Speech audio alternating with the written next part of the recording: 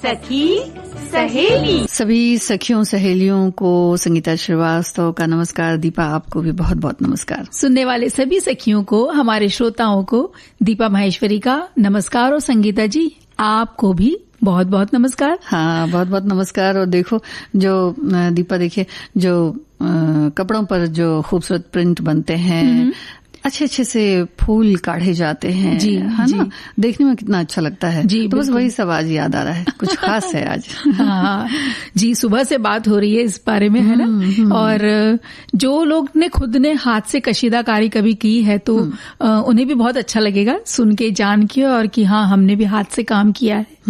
तो आज राष्ट्रीय हथकरघा दिवस है, तो हम अपने बुनकरों को उनके योगदान के लिए आज का दिन समर्पित करते हैं और उन्हें सभी को हम बहुत बहुत बधाई भी देते हैं। जी। हाँ। और रिश्तों में दखल अंदाजी, ये भी आज हम लोग लेकर आए हैं, और घरेलू फेस वॉश की बात करेंगे। इसके बारे में भी बात करेंगे कि भाई आसान तरीके से घर पे ही कैसे आप बिना केमिकल के एक अच्छा सा फेस वॉश बना के अपने लिए कैसे चमक लेके आ सकते हैं चेहरे पे। हाँ। और चमक तो देखिए आ ही रही है हमारे श्रोताओं की, उनके कमेंट से पता चल रहा है। वो इसलिए संगीता जी, हाँ। क्योंकि कथा सुधा का आज जो आज कहानी है ना, हाँ। प्रेमचंद की कहानी तेतर, हाँ। उसका भाग 2 आने वाला है।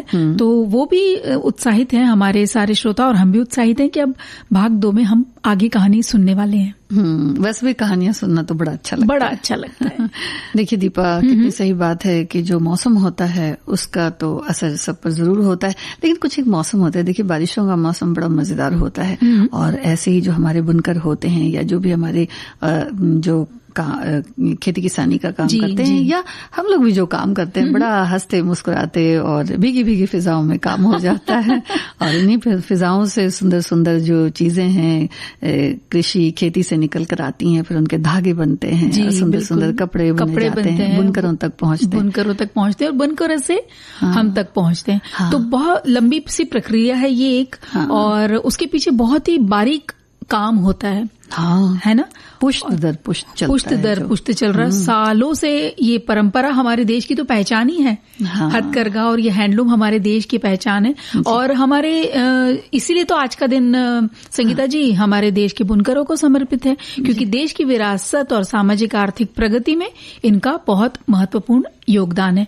और सांस्कृतिक विरासत को, शिल्प कौशल को बनाए रखने में बुनकरों के योगदान को हम सभी समझें, तो इसी वजह से इसकी वजह से जो जागरूकता हम सब में बढ़नी चाहिए, इसलिए आज का ये दिन हम मनाते हैं। हाँ, और स्वदेशी आंदोलन जो 7 अगस्त 1905 को शुरू हुआ हथकरघा उद्योग के लिए, यह आंदोलन बहुत महत्वपूर्ण था, क्योंकि इसके परिणाम में हर घर में जो खादी है वो बनना शुरू हुई, और इसी कारण राष्ट्रीय हथकरघा दिवस के लिए ये तारीख चुनी गई है, और भारत में 7 अगस्त 2015 से हर साल मनाया जाता है। जी, और इसी तरीके से यही बात हमारे एक श्रोता ने भी लिख भेजी कि 1905 में कई जो राष्ट्रीय पार्टियां थी, उन्होंने विदेशी वस्तुओं का इसी दिन यानी 7 अगस्त को बहिष्कार किया, और स्वदेशी कारीगरों को प्रोत्साहन देने की शुरुआत भी की थी।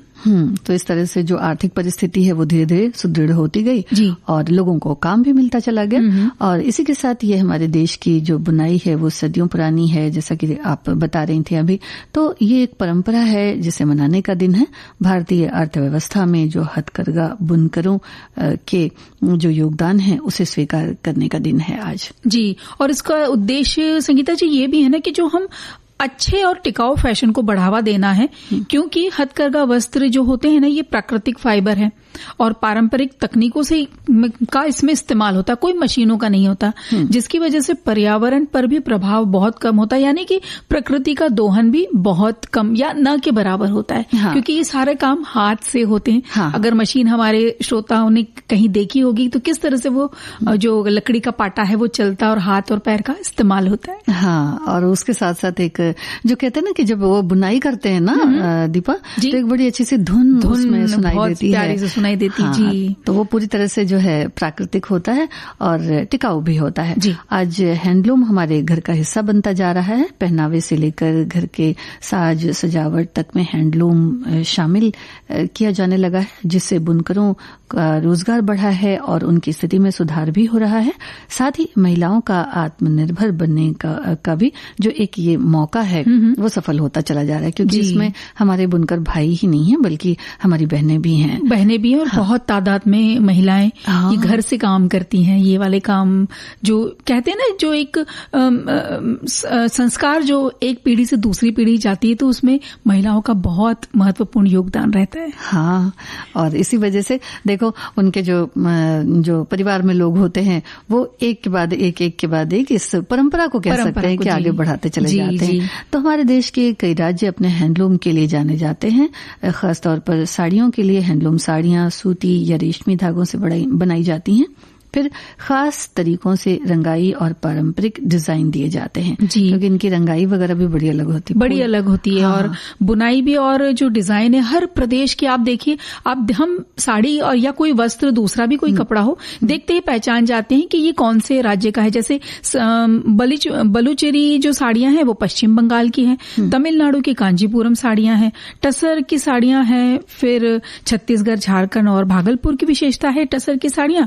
उत्तर प्रदेश की बनारसी साड़ियां, ये तो देखिए ना संगीता जी, दुल्हनों के तो में तो ये खास आकर्षण होता है कि हम पहनेंगे तो भाई बनारसी साड़ी पहनेंगे। हाँ, हाँ। और मध्य प्रदेश की चंदेरी, महेश्वरी साड़ियां, फिर बाग प्रिंट भी जो है ये मध्य प्रदेश का बहुत प्रसिद्ध है। हाँ, प्रिंट भी बड़े प्रसिद्ध होते हैं जो जगह के हिसाब से बनाए क्योंकि वो लकड़ी पे उस तरह के नक्का छापा दिया जाता है, तो वो भी अपने खास जगह की खास विशेषता। हाँ, और इसी तरह गुजरात की जो गुजराती साड़ियां होती हैं उनमें भी अलग तरह की जो प्रिंट होती है वो भी बड़ी अलग होती है। तो महाराष्ट्र की जो पैठणी है इसमें नाजुक रेशमी धागों का इस्तेमाल किया जाता है। असम की मूगा सिल्क मशहूर है।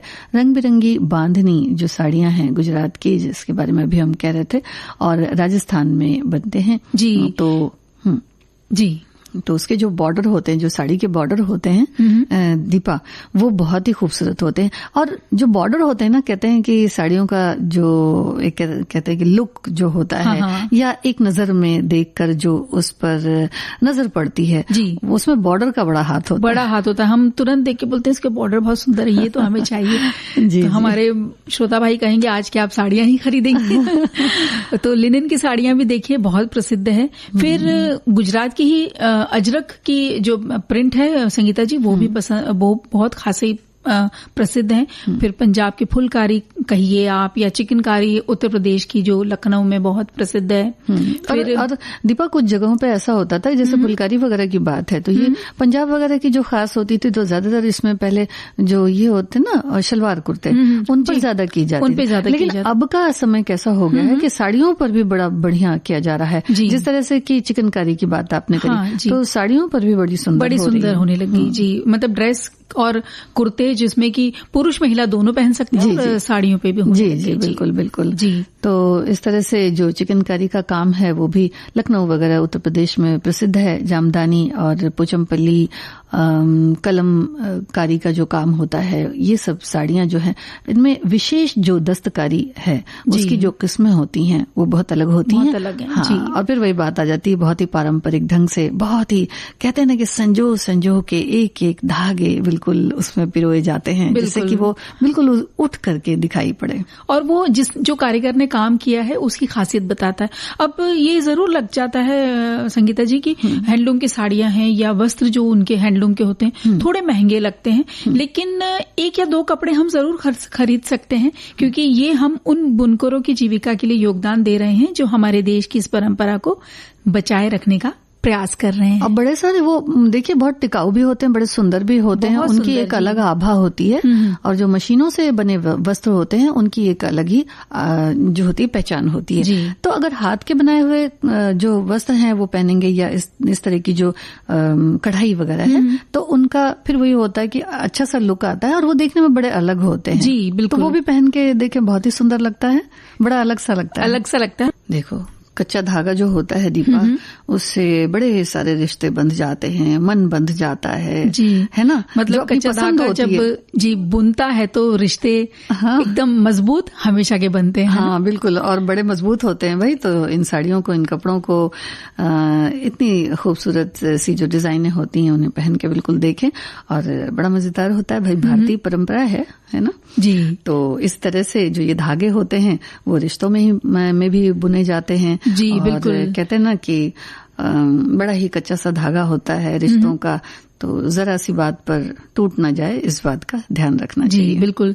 और जो हम बात आज करना चाह रहे हैं ना दखल अंदाजी पे, तो संगीता जी क्या होता है ना, मान लीजिए कभी किसी का मन अकेले रहने को है, अब अगर उसको नहीं रहने देते ना वहां पे थोड़ी सी देर के लिए, तो फिर वो उसको लगता है कि भाई अभी मत पूछो हमसे। मान लीजिए वो परेशान होकर आए घर में, हमारे कोई भी पुरुष सदस्य या बेटा या बहू, जो भी हमारे परिवार का सदस्य, उसके हम पीछे पड़ जाते हैं, तो फिर उन्हें वो एक कहने का अर्थ है कि उन्हें एक स्पेस, एक थोड़ी सी जगह जहां वो खुद के लिए सोच लें, थोड़ा सा मानसिक तौर पे तैयार हो जाएं, और फिर वो अपनी परेशानी जरूर बताएंगी, क्योंकि वो आप उनके परिवार हैं या दोस्त हैं या ऐसे रिश्तेदार हैं जिनको वो अपनी मन की बात बताते हैं। तो लेकिन वो थोड़ा सा जो एक है ना, एक जगह दे देना उन्हें बहुत जरूरी है। हाँ, कहने का मतलब है कि थोड़ी देर शांत रहने दें, क्योंकि मन में भी कभी कभी लगता है कि भाई बोलने का मन नहीं, बिल्कुल हाँ बिल्कुल मन नहीं तो स्पेस तो चाहिए होती है जी, है ना। तो ऐसी स्थितियां भी बनती हैं और सभी के साथ बनती हैं।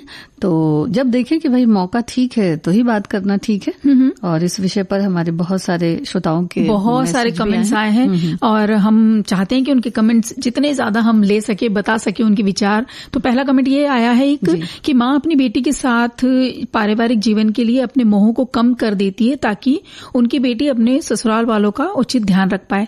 बिना किसी कारण अपनी बेटी के घर बार बार नहीं जाना चाहिए, हमेशा संस्कारित होने की सीख देना चाहिए। कई बार रिश्तों में बहुत मामूली सी बात पे भी दरार आ सकती है।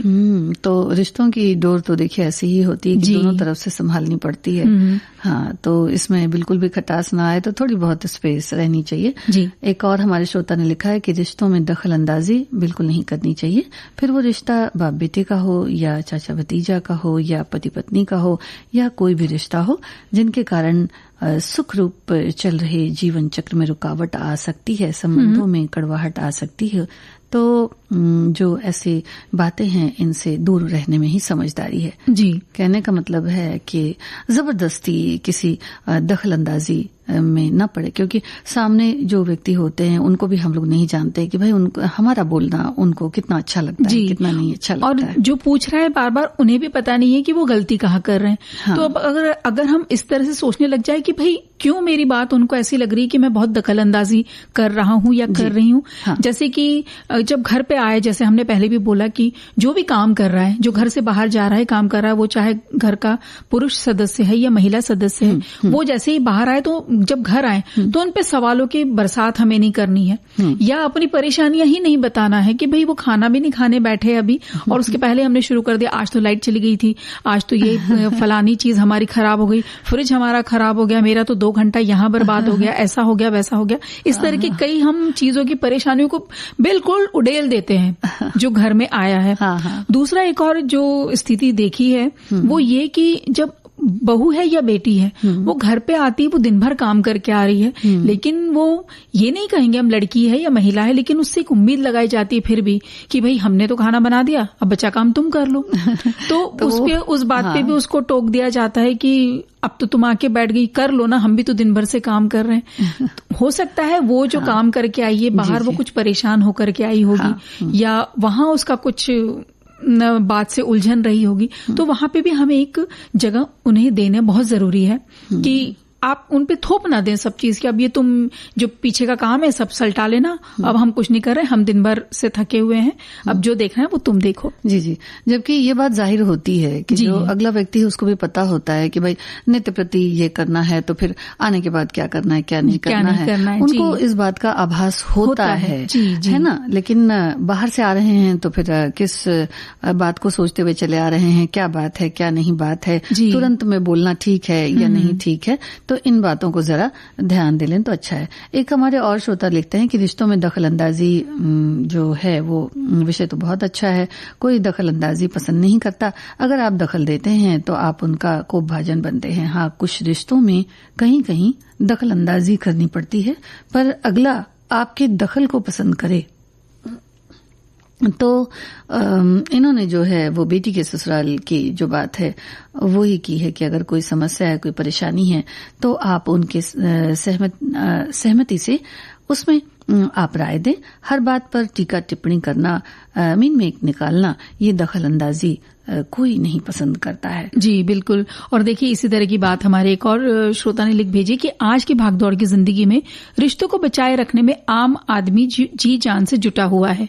तमाम प्रयासों के बाद भी जिंदगी पटरी पे नहीं आ पा रही, या आ ही गई है तो पटरी से न उतरे, इसी में वो रात दिन लगा हुआ है। समाज में कुछ ऐसे तत्व हैं जो पति पत्नी के प्यार को पचा नहीं पाते, वे इसी में लगे रहते हैं कि कैसे इन दोनों के बीच खटास आए। और ये जो है ये साम दाम दंड भेद हर तरह की कोशिश में लगे रहते हैं, भले ही फिर वो सफल ना हो पाए। तो बहुत सारे कमेंट्स हैं। देखो एक और पढ़ देती हूँ कि आमतौर पर महिलाएं स्वभाव से बहुत अधिक केयरिंग होती हैं। वो अपने परिवार से लेकर दोस्तों तक का भलाई चाहती हैं। उनकी यही इच्छा होती है कि उनके किसी भी करीबी के साथ कभी बुरा ना हो, इसलिए कभी वो बहुत अधिक प्रोटेक्टिव हो जाती हैं और सामने वाले व्यक्ति की लाइफ में इंटरफेयर करने लगती हैं। उन्हें भले ही ऐसा लगता हो कि इस तरह वो अपने करीबी का भला कर रही हैं, लेकिन आज के समय में किसी को भी अपनी लाइफ में किसी दूसरे व्यक्ति की ताक झाक जो है कोई पसंद नहीं करता, फिर भले ही वो उनका कितना भी करीबी क्यों ना हो। ऐसे में आपकी जरूरत से ज्यादा केयरिंग उनके लिए उनकी लाइफ में दखल अंदाजी बन जाती है। इससे कभी कभी सामने वाले व्यक्ति को चिढ़ भी होती है और रिश्तों में भी दरार आती है। जी, जरूरी है कि आप अपने करीबियों की केयर करें, लेकिन इस बात का भी ध्यान रखें कि आपकी केयर उनके लिए दखल अंदाजी न बन जाए। जी बिल्कुल। और एक और ये है संदेश, इसमें लिखते हैं कि किसी भी रिश्ते में आपस में विश्वास हो तो बाहर से कोई भी दखलअंदाजी नहीं कर सकता। ये काम अक्सर पड़ोसी या कोई रिश्तेदार भी हो सकते हैं। जिस तरह से एक अकेली लकड़ी तोड़ी नहीं जा सकती, पर एक साथ कई लकड़ियों को तोड़ना मुश्किल होता है। अपने परिवार के रिश्तों में भी एकता को हमें बनाए रखना चाहिए, ताकि अगर हम अकेले हैं तो कोई भी हमें तोड़ सकता है, उनका कहने का मतलब है, लेकिन परिवार एकजुट रहेगा तो कोई उसे तोड़ नहीं सकता। इसके अलावा देखिए एक और बात लिखी है संगीता जी कि आजकल माँ बाप अपनी बेटी के घर में ज्यादा दखल अंदाजी करने लगे हैं, जिससे उनके रिश्तों में दूरियां बढ़ जाती हैं और यहाँ तक कि तलाक तक की नौबत आ जाती है। तो भाई इतना भी दखल अंदाजी नहीं करना है, है ना, कि भाई हमारी ही बेटी है तो हम उसके परिवार को क्यों इस कदर इस मुकाम पे ले आए कि वो टूटने पे आ जाए। तो जैसे सभी को इंतजार है ना संगीता जी, चलिए सुनते हैं मिलके कथा सुधा। इसमें सुनते हैं हम प्रेमचंद की कहानी तेतर, इसका भाग 2। जी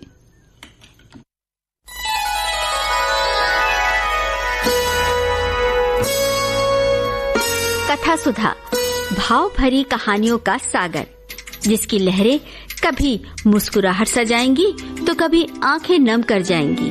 सामाजिक सरोकार से लेकर परिवार तक की होंगी बातें। कुछ मनोरंजन होगा तो कुछ सीख भी मिल जाएगी। हर बार नई अनसुनी कहानी की अलग अंदाज में होगी बयानी।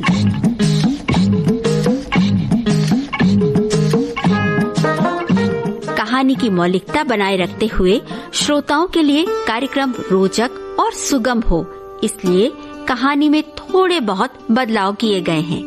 आशा है आपको कथा सुधा में डूबना अच्छा लगेगा।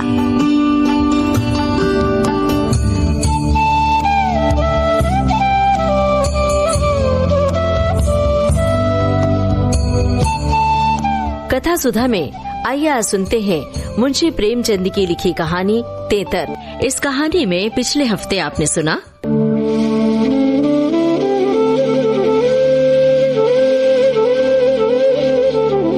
आखिर वही हुआ जिसकी आशंका थी, जिसकी चिंता में घर के सभी लोग, विशेषतः प्रसूता पड़ी हुई थी। अनर्थ, महाअनर्थ। भगवान ही कुशल करे तो हो।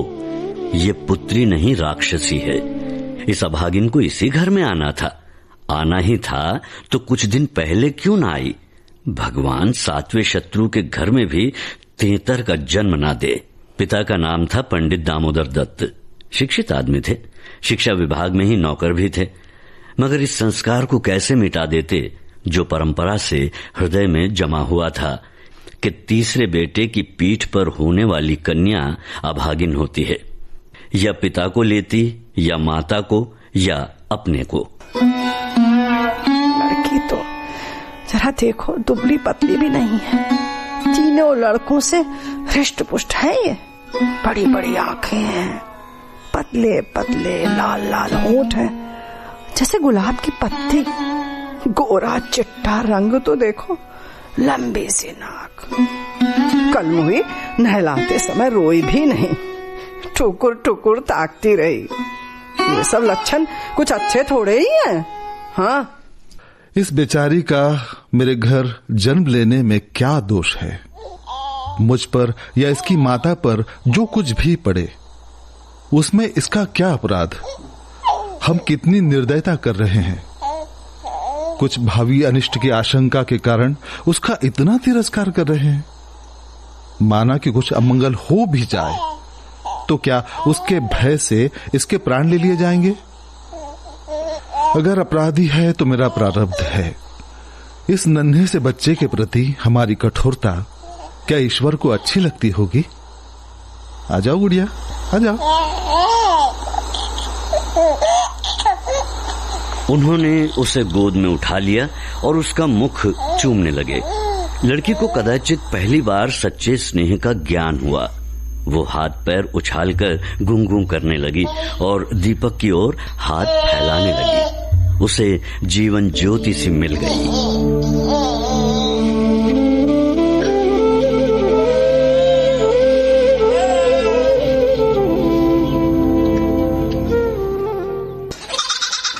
बाबू साहब ने बड़े लड़के से कहा, सिद्धू सिद्धू, जरा उस बकरी को पकड़ो पकड़ो पकड़ो पकड़ो। ला ला ला ला ला लाओ, तेरी बहन को दूध पिलाएंगे, शायद भूखी है बेचारी। देखो तुम्हारी नन्ही सी बहन है ना, इसे रोज हवा में खिलाया करो। सिद्धू को दिल लगी हाथ आई। उसका छोटा भाई भी दौड़ा। दोनों ने घेर कर बकरी को पकड़ा और उसका कान पकड़े हुए सामने लाए। पिता ने शिशु का मुंह बकरी के थन में लगा दिया। लड़की चुगलाने लगी और एक क्षण में दूध की धार उसके मुंह में जाने लगी, मानो टिमटिमाते दीपक में तेल पड़ जाए। लड़की का मुंह खिल उठा। आज शायद पहली बार उसकी क्षुधा तृप्त हुई थी। वो पिता की गोद में हुमक हुमक कर खेलने लगी। लड़कों ने भी उसे खूब नचाया कुदाया।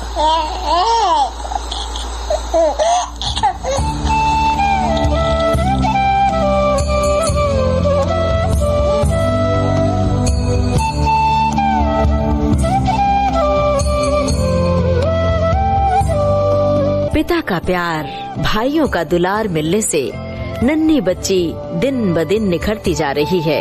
आगे क्या होता है, इसके लिए सुनिए इस कहानी का दूसरा और अंतिम भाग।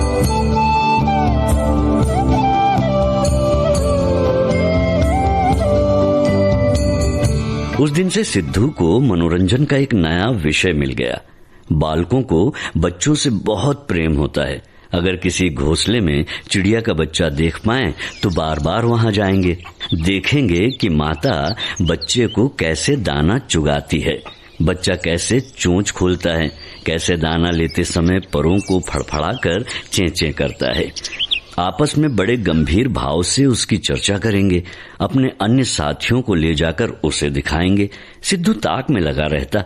जो ही माता भोजन बनाने या स्नान करने जाती, तुरंत बच्ची को लेकर आता और बकरी को पकड़कर उसके थन में शिशु का मुंह लगा देता। कभी दिन में 2-2, 3-3 बार पिलाता। बकरी को भूसी चोकर खिलाकर ऐसा परचा लिया कि वो स्वयं चोकर के लोभ से चली आती और दूध देकर चली जाती। इस भांति कोई 1 महीना गुजर गया। लड़की हृष्ट पुष्ट हो गई, आंखें जग उठी। शिशुकाल की सरल आभा मन को हरने लगी।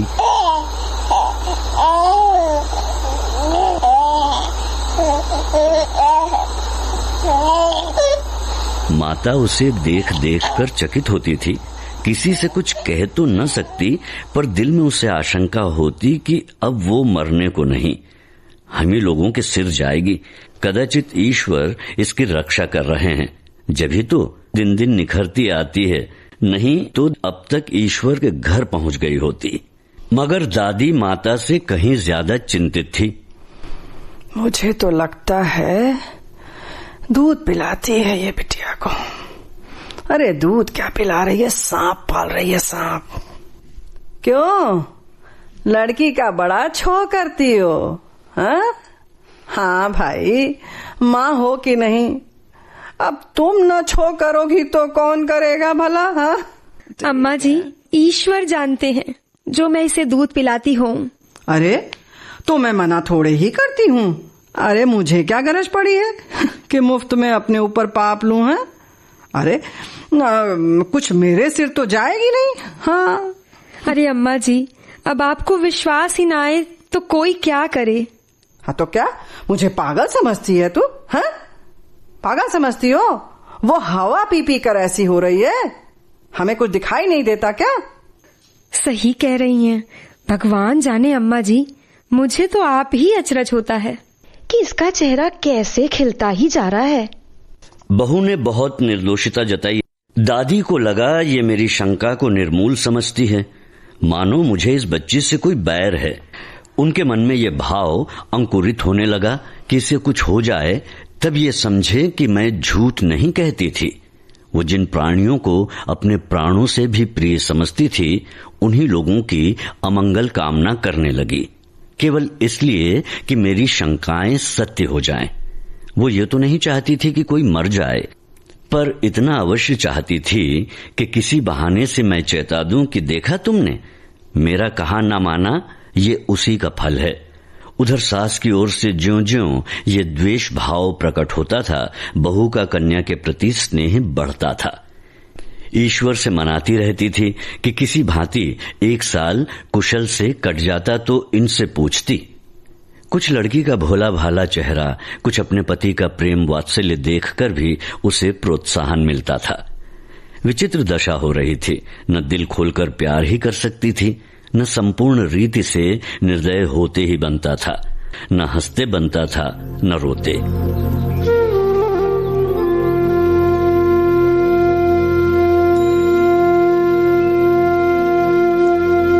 इस भांति 2 महीने गुजर गए और कोई अनिष्ट ना हुआ। तब तो वृद्धा सास के पेट में चूहे दौड़ने लगे। बहू को 2-4 दिन ज्वर भी नहीं आ जाता कि मेरी शंका की मर्यादा रह जाती। कुछ समझ में नहीं आता। पुत्र भी किसी दिन पैरगाड़ी पर से नहीं गिर पड़ता, न बहू के मैके से ही किसी के स्वर्गवास की सुनावनी आती है। हे राम। एक दिन दामोदर दत्त ने खुले तौर पर कह भी दिया, अम्मा ये सब ढकोसला है। तेतर लड़कियां क्या दुनिया में होती नहीं? तो सबके सब माँ बाप क्या मर जाते हैं? अंत में उसने अपनी शंकाओं को यथार्थ सिद्ध करने की एक तरकीब सोच निकाली। एक दिन दामोदर दत्त स्कूल से आए तो देखा कि अम्मा जी खाट पर अचेत पड़ी हुई हैं। स्त्री अंगीठी में आग रखे उनकी छाती सेंक रही है और कोठरी के द्वार और खिड़कियां बंद हैं। अरे अम्मा क्या हुआ? अरे कैसी तबीयत है? अरे हो क्या गया? अरे आ गए आप? देखिए ना, अम्मा जी को दोपहर से ही कलेजे में शूल सा उठ रहा है। बेचारी बहुत तड़प रही हैं। अरे क्या बताऊं बेटा, तुम आ गए दामोदर। आओ, अब न बचूंगी। हाय भगवान, अब न बचूंगी। जैसे कोई कलेजे में बर्छी चुभा रहा हो। ऐसी पीड़ा कभी नहीं हुई थी।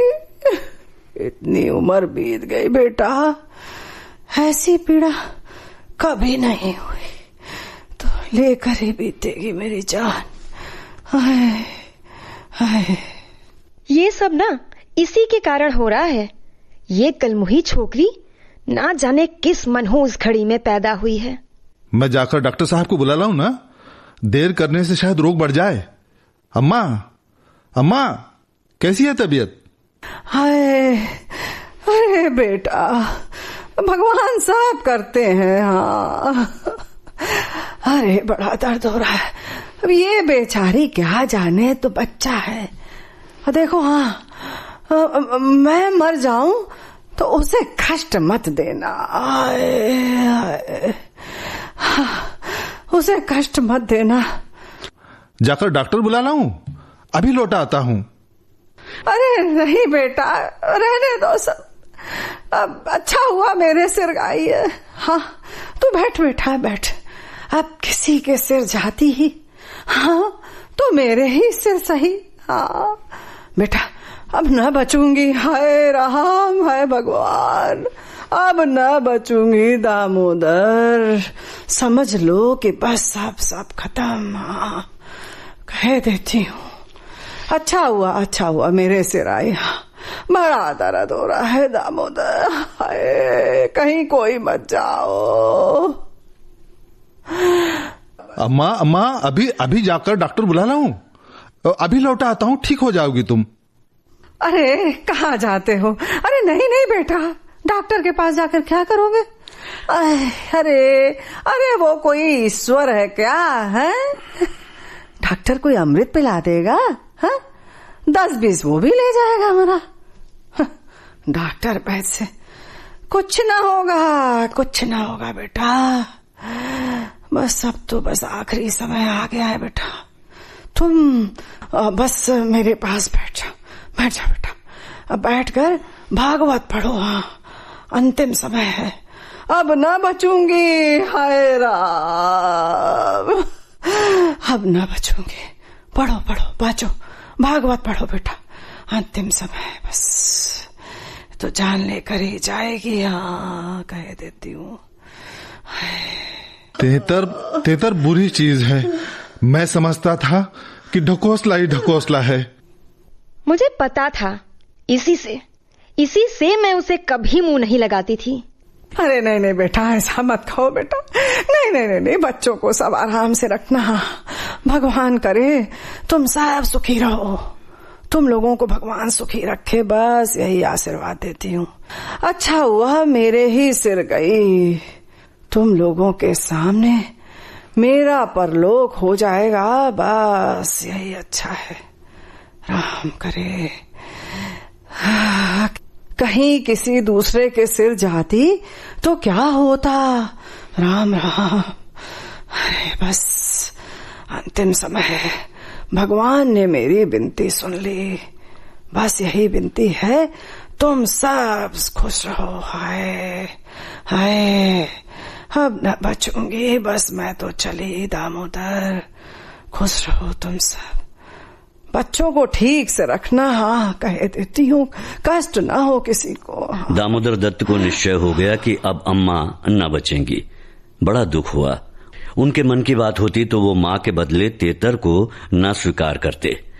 जिस जननी ने जन्म दिया, नाना प्रकार के कष्ट झेलकर उनका पालन पोषण किया, अकाल वैधव्य को प्राप्त करके भी उनकी शिक्षा का प्रबंध किया, उसके सामने एक दुधमुही बच्ची का क्या मूल्य था, जिसके हाथ का एक गिलास पानी भी वो न जानते थे।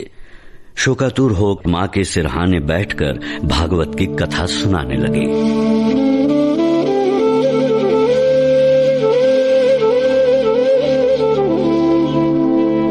रात को बहू भोजन बनाने चली तो सास से बोली, अब कैसा लग रहा है अम्मा जी? आप कहें तो आपके लिए थोड़ा सा साबूदाना बना दूं? हाय, बड़ा दर्द होता है। अरे बेटी, अन्न के बिना न मारो है। भला साबूदाना मुझसे खाया जाएगा? है? जाओ थोड़ी सी पुड़िया छान लो। हाँ, अब पड़े जो इच्छा होगी खा लूंगी। और हाँ सुनो बहू, कचौरियां भी बना लेना। अब मरती हूं तो भोजन को तरस के क्यों मरूं भला? हाँ, बड़ा दर्द होता। सुन, अब बेटी थोड़ी मलाई भी मंगवा लेना।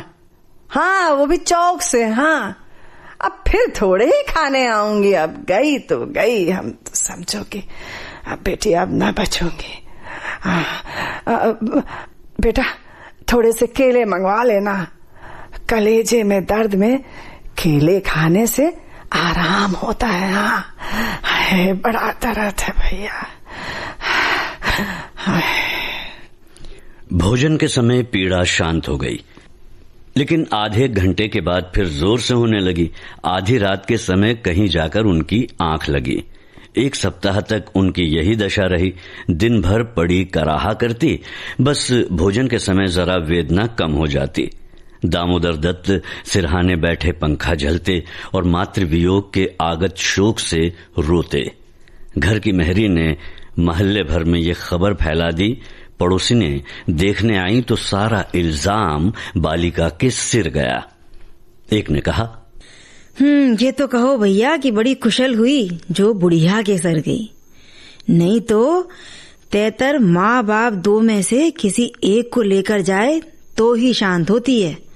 देव न करे कि किसी के घर तेतर का जन्म हो। हाँ सही कहती हो। तेतर का नाम सुनते ही मेरे भी रोए खड़े हो जाते हैं। भगवान भले ही औलाद ना दे पर तेतर ना दे। 1 सप्ताह बाद वृद्धा का कष्ट निवारण हुआ। मरने में कोई कसर ना थी।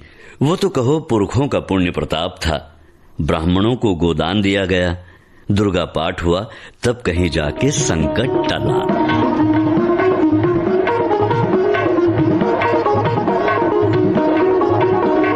कथा सुधा में अभी आप सुन रहे थे मुंशी प्रेमचंद की लिखी कहानी तेतर। आज आपने सुना इस कहानी का दूसरा और अंतिम भाग।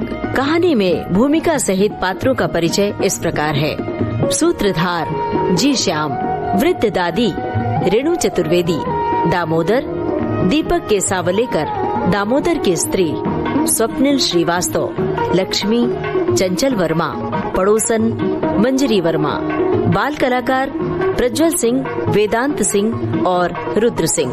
प्रस्तुति अनुश्री पाठक, संकल्पना और निर्देशन रेणु चतुर्वेदी।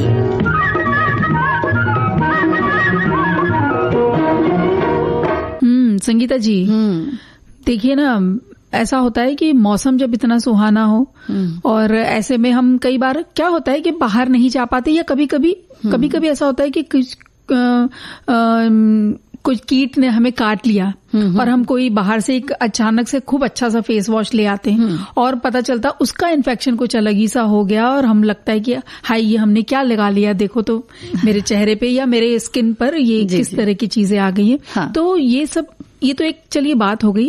अगर घरेलू फेस वॉश हमारी सखियां या हमारे श्रोता उसमें जानकारी लेना चाहते हैं तो बहुत अच्छा सा और घर में जो चीजें उपलब्ध है उससे बनाया जा सकता है। ये वैसा फेस वॉश नहीं है जो कि आपको मार्केट में मिलता है ना ट्यूब में, कि आपने लिया फोम लिया, हाथ में थोड़ा सा पानी लगाया और अच्छा सा फोम आ गया और लगा लिया। नहीं, इसमें इतना आपको शायद फोम वगैरह नहीं आएगा, लेकिन हाँ इसके फायदे बहुत हैं। जैसे आप सबसे पहले ले लीजिए 2 चम्मच बेसन। बेसन सभी जानते हैं कि चेहरा बिल्कुल साफ कर देता है और जैसे चेहरे पे जो चमक होनी चाहिए या जो प्राकृतिक चेहरे के रंगत है वो लेकर आता है। 2 चम्मच चंदन लेना है इसमें, क्योंकि चंदन की खुशबू भी बहुत अच्छी होती है, दाग धब्बे दूर करता है। इसमें 1 चम्मच कॉफी लेनी है, ये स्क्रब का काम करता है। 1 चम्मच कस्तूरी हल्दी, कि ये एंटीसेप्टिक है, एंटी फंगल है, एंटी इन्फ्लेमेटरी भी होता है। और एक कहते हैं ना ये वाली कस्तूरी हल्दी है एक वरदान कहते हैं इसको, और आपको भी पता होगा कि शादी में इस्तेमाल जो होता है दूल्हे दुल्हन को लगाते हैं, इसकी खास खुशबू होती है। जी। तो वो इसमें लेना चाहिए। हाँ। और 1 चम्मच मुल्तानी मिट्टी। सभी जानते हैं मुल्तानी मिट्टी की चिकनाई की वजह से जो अतिरिक्त तेल है वो चेहरे का सब खींच लेता है। तो ये सब चीजों को, ये 5 चीजों का आपने मिलाया और एक छोटे से डब्बे में आप इसको भर के रख लीजिए। अब जब भी आपको अपना चेहरा साफ करना है 1 चम्मच इस मिक्सचर का 1 चम्मच लेना है और चेहरे पे लगाना है। और जैसे आप नॉर्मल हमारा जो फेस वॉश जो इस्तेमाल करते हैं, हाँ, उसी जगह आप इसको इस्तेमाल करके देखिए, वाकई में बहुत फर्क आएगा। हाँ, और एक चीज और है ना दीपा, कि जैसे बनाएं तो थोड़ा थोड़ा सा बनाएं। हाँ, नहीं कि बहुत ज्यादा नहीं, फिर उसकी खुशबू है या जो है चीजें तो फिर वो उड़ने लगती। जी बिल्कुल। तो ये भी अच्छा आइडिया है कि थोड़ा थोड़ा छोटे छोटे बैचेस में बनाएं। हाँ, थोड़ा थोड़ा सा बनाएं, थोड़ा थोड़ा सा इस्तेमाल करें। जी। अब लेते हैं विदा सखी सहेली कार्यक्रम से सभी को संगीता श्रीवास्तव और दीपा माहेश्वरी का नमस्कार।